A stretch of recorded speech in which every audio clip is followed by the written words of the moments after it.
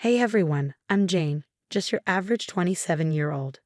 Life took a surprising turn for me a few years ago. This is my story, straightforward and real. It all began when I changed jobs and became an accountant at a new company. That's where I met Mark. He was the sales guy, confident, charming, with a smile that could sell anything. Our first encounter was in the break room over the office's finicky coffee machine. "Hey, you're the new accountant, right?" Mark said, leaning casually against the door frame with a smirk. "Guilty as charged. I'm Jane." "And you are?" I replied, trying to act cool but secretly curious. "I'm Mark, head of sales and the unofficial coffee machine expert," he said with a wink. We both laughed, and from that moment, we hit it off. Fast forward 2 years, and Mark planned the most romantic proposal. A weekend getaway to the beach, dinner at sunset, and then he got down on one knee. It was like a scene from a movie. I said yes without hesitation. Our wedding was simply beautiful and filled with love. Time flew by quickly after our wedding. We began our married life in my grandpa's old house, a charming place full of history that I've always adored. A few weeks into settling down, Mark brought up a big idea. "Babe, have you ever considered taking a break from work? Being a housewife for a while?" Mark suggested one evening, his eyes hopeful. I was surprised. A housewife? "But Mark, I've always been passionate about my career," I replied, trying to hide my confusion. "I understand, Jane, but work has been going well for me. We can afford it. Imagine no more stress, just focusing on us, maybe starting a family soon," he said, reaching for my hand. His words were convincing, and I couldn't help but be swayed by his enthusiasm. So, against my better judgment, I agreed. Why not shake things up a bit, right? The first few weeks were exciting. I finally had time for gardening, reading, and trying new recipes. Mark would come home to a clean house and dinner on the table. We spent our evenings making plans and laughing. It felt like an extended honeymoon phase. But as time passed, I began to feel restless. I missed the challenges of my job and the satisfaction of solving complex problems. I even missed the annoying buzz of my office phone. Still, I brushed those feelings aside, telling myself it was just an adjustment period. Then things started to change subtly. Mark's compliments about the house or dinner turned into expectations. If dinner was late or the house wasn't perfectly tidy, he'd make comments that hurt more than I wanted to admit. I felt less like a partner and more like a live-in maid. I called my best friend Laura to talk about it. "I feel like I'm losing a bit of myself, I confided in her. "You're a firecracker, Jane. Don't let this housewife gig douse your spark," Laura encouraged, her voice a mix of concern and support. Laura had a good point. I've always prided myself on being independent, making my own way. Now, I felt lost in a role I never imagined playing. After settling into this housewife routine, I thought I had everything figured out, but I was mistaken. One evening, Mark dropped a bombshell that turned everything upside down. He came home looking serious, which was unusual. "Jane, we need to talk," he began, not even taking off his coat. "What's up? You look like you've seen a ghost," I joked, trying to lighten the mood. "It's my folks. Their apartment is getting renovated, and they need a place to crash for a couple of weeks," Mark said, avoiding eye contact. "A couple of weeks here, but—" "Yeah, it's just for a short while.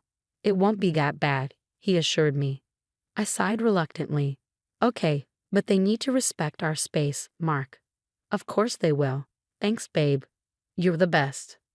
Fast forward a few days and Mark's parents, Bob and Linda, arrived. It was chaos. Bags, boxes, even furniture. They brought everything but the kitchen sink. "Jane, dear, make room. We've got a lot of stuff," Linda said, barging in with a box that seemed to contain her entire life. Bob followed, struggling with a huge armchair. "Hope you don't mind us bringing some comforts from home," he grunted as he squeezed it through the door. Our cozy home turned into a storage unit overnight. Everywhere I looked, there were their belongings. It was overwhelming to say the least, but that was just the beginning. Bob and Linda wasted no time settling in. Bob took over the TV, flipping channels like he owned the place. Linda started rearranging my kitchen. "Linda, what are you doing?" I asked, trying to stay calm. "Oh, just organizing things a bit better, dear. You know how it is," she replied without even looking at me. I bit my tongue, reminding myself it was temporary, but inside, I was furious. This was my home, and they were treating it like their vacation house. Then came the dinner disaster. I made a healthy salad and grilled chicken, my usual fare, but Linda looked at her plate like I'd served her grass. "What's this rabbit food?" she scoffed, pushing the plate away. "Mom, come on." Jane worked hard on this. Mark tried to intervene. "It's fine, Mark. I can make something else," I said, though it was far from fine. No, let's order pizza. I need some real food." Bob chimed in, already reaching for his phone. That night, as I lay in bed, I couldn't shake the feeling of being an outsider in my own home. Mark snored beside me, unaware of the turmoil inside me. I was doing all the hosting, cooking, and cleaning, only to be treated like an unpaid maid in my own house. My in-laws, Bob and Linda, had turned my house into their personal playground. Linda started taking over the kitchen like she was running a military operation. One morning, as I made my usual avocado toast, she marched in and made a face. "What are you eating, bird food?" she snorted, rummaging through the fridge. "It's avocado toast, Linda." "It's healthy," I replied, trying to stay calm. "Healthy Shumioff. You need some real food, girl." "Here, let me make you some eggs and bacon," she said, pushing me aside. I stood there fuming as she took over my breakfast. It was clear she didn't respect my choices or my space. Then there was Bob. He had turned our living room into his personal lounge. One evening, I wanted to watch my favorite show, but Bob was sprawled on the couch, watching some loud action movie. "Bob, do you mind if I watch my show? It's the season finale tonight," I asked, holding the remote. "No can do, Jane. I'm watching this." "Find something else to do," he replied without even looking my way. I couldn't believe it. Feeling like a stranger in my own living room, I stormed off. But the real kicker came a few days later. I found Linda rearranging my closet. "Linda, that's my personal stuff," I yelled, losing my temper. "Oh, relax, Jane. I'm just making some space for our things." "You've got too much junk here anyway," she said, tossing my clothes aside. That's when Mark walked in. "What's all the yelling about?" he asked. "Your mother is going through my things, that's what's wrong," I snapped. "Mom, maybe you should ask Jane before moving her stuff," Mark said, but his tone was half-hearted. Fine. I was just trying to help," Linda huffed, leaving the room. Mark turned to me. "Jane, can't you just let it go? They're just trying to fit in." "They're taking over, Mark. This is our home, not theirs," I said, my voice rising. Mark sighed. "Just bear with it a bit longer, okay?" I felt so alone in that moment. My home didn't feel like mine anymore, and it seemed like Mark was more on their side than mine. The situation in my house was already pretty tense, but what happened next really pushed me over the edge. One day, I noticed my bank card was missing. Panic mode kicked in. I tore the house apart looking for it, only to find it in the most unexpected place. Linda's purse. I confronted her immediately. "Linda, why do you have my bank card?"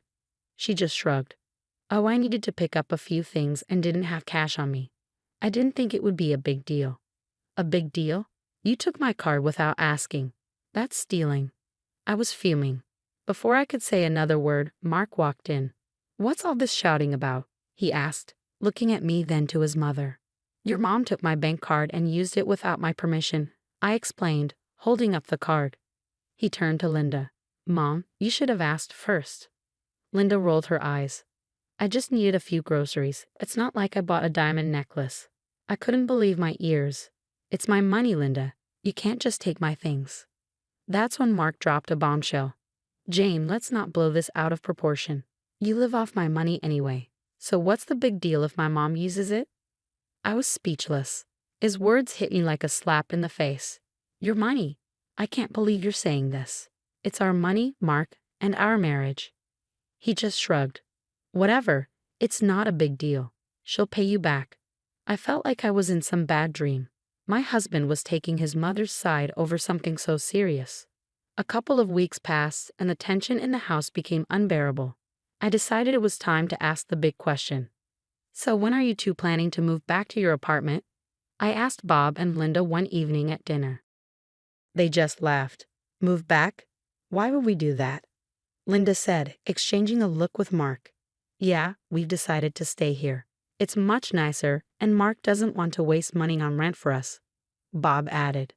I turned to Mark, looking for some sort of explanation. He avoided my eyes. Yeah, Jane, it doesn't make sense to rent a place for them when we have space here, he said. I sat there stunned. My home, my sanctuary, was being overtaken. My husband, whom I thought was my partner, was now telling me his parents were here to stay. Just when I thought things couldn't get worse, they did. One day, I decided to go for a jog to clear my head, but luck wasn't on my side. I tripped and fell, and the pain was instant. I knew I had broken my leg. Hobbling back home was a nightmare. When I got back, I found Mark and his parents in the living room. Mark, I think I broke my leg. I need to go to the hospital, I said, trying to keep the pain out of my voice. Mark looked up, annoyed. What now, Jane? Can't you see we're busy here? Linda chimed in. Oh, stop being dramatic. It's probably just a sprain. No, it really hurts. I need help, I insisted, feeling the room spin from the pain. Bob scoffed. At your age, you shouldn't be running around like a teenager. Serves you right. I couldn't believe what I was hearing. I'm in pain here. Can't any of you see that? Mark finally got up, his expression more of inconvenience than concern. Fine, I'll take you, but this better not be some ploy to get out of housework. At the hospital, it was confirmed, a broken leg. The next few weeks were hell. I was stuck at home on crutches, unable to do much. You'd think my husband and his parents would help, right? Wrong. They acted as if nothing had changed. I was still expected to cook and clean. One day, I was trying to make lunch, balancing on my crutches. Linda walked in and saw me struggling. Can't you do that any faster? We're hungry, she said, not offering to help. I'm doing the best I can on one leg, I snapped, my frustration boiling over. Well, it's not good enough. You're being incredibly lazy, Linda retorted. That's when Mark walked in. What's going on here? He asked, looking at me then to his mother.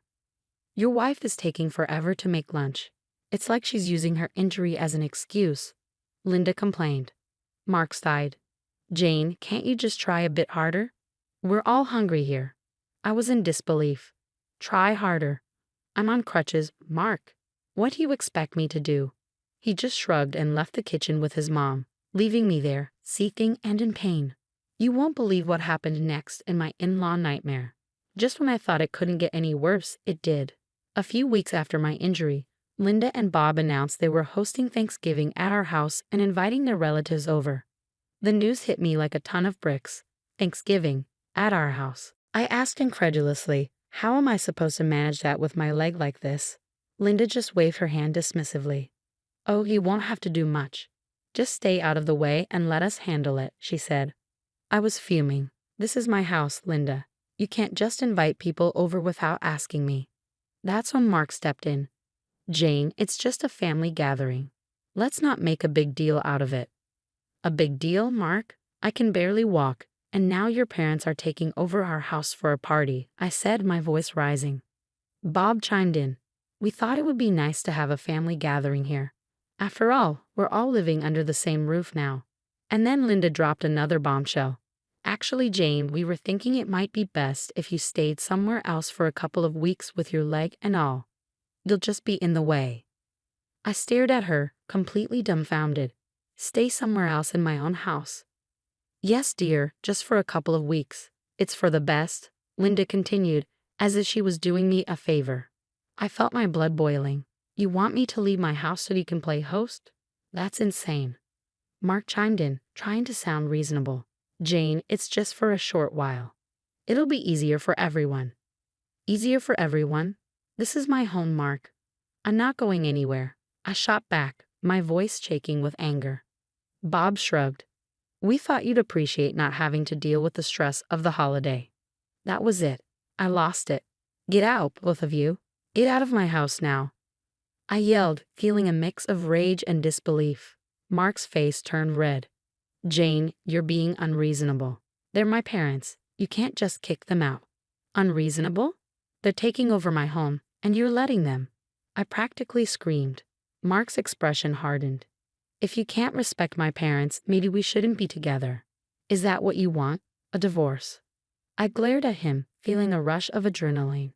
Without a word, I went to my desk drawer and pulled out a set of papers I had prepared just in case things went south. "What's this?" Mark asked, his voice faltering as he took the papers from my hand. "Divorce papers. I've had them ready for a while now," I said, my voice steady. Mark looked at me, then at the papers, and back at me. "You're serious? You'd really go through with this?" "Yes, I am. I won't be bullied in my own house, not by you, not by anyone," I said, feeling a strange sense of empowerment amidst the chaos. Linda and Bob just stood there speechless. Mark looked like he had been punched in the gut. The room was thick with tension. "Make your choice, Mark. Your parents or our marriage," I said, holding my ground. Mark laughed, a cold, hard sound that sent shivers down my spine. "Fine," he said, and to my shock, he signed the papers right there and then. "You'll regret this, Jane. You can't even support yourself without me," he said. I watched him, feeling a mix of relief and disbelief. "I'll manage," I said, though my voice was barely a whisper. He shrugged. "You're lost then." He and his parents gathered their things and left just like that. My marriage was over. The moment the door closed behind them, I felt a strange sense of peace. I was alone, yes, but it was a better alternative to the constant tension and disrespect. The first thing I did was change the locks. It felt like I was securing my own personal fortress. Thanksgiving came around faster than I expected. I was still adjusting to my new reality, finding comfort in the quiet of my own company. Then, unexpectedly, there was a knock at the door. I opened it to find Mark, his parents, and a bunch of their relatives standing there, ready to celebrate. "What are you doing here?" I asked, stunned. "We're here for Thanksgiving, Jane. Did you think we were serious about not coming?" Mark said with a smug look. I couldn't believe the audacity. "You're not welcome here anymore, Mark.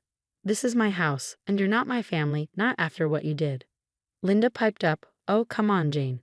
Don't be so petty. Let's just have a nice dinner." I stood my ground.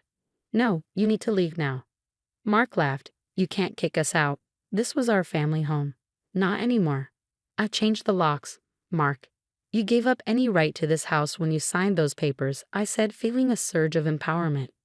There was a moment of silence, then Mark's face turned red with anger. "Fine, have it your way," he said, and they all turned and left. After the Thanksgiving showdown, I started to rebuild my life. And let me tell you, it wasn't easy. But it was mine. A few weeks after Mark and his family left for good, I was sitting in my quiet, peaceful living room when my best friend Laura dropped by. "Hey Jane, how are you holding up?" Laura asked as she walked in, her eyes scanning the room. "Better than I expected, actually," I replied, offering her a smile. Laura sat down, looking at me closely. "You seem different, stronger somehow." I chuckled.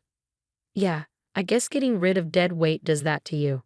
We both laughed, and in that moment, I felt lighter than I had in months. "But seriously, what's next for you, Jane?" Laura asked, her tone shifting to something more serious. I took a deep breath. "I'm going back to work. I've already started looking for accounting jobs. I'm not going to lie, it's a bit scary, but it's time to get back on my feet." Laura nodded. "That's the spirit. You were always the smartest one at the office. They'll be lucky to have you back." Her words meant a lot and gave me the boost I needed. I was ready to face the world again on my own terms. The next few weeks were a whirlwind of job interviews and getting my life back on track. I landed a great position at a local firm, and for the first time in a long while, I was excited about the future. My home was mine again. My life was mine again. I had faced the worst and come out stronger.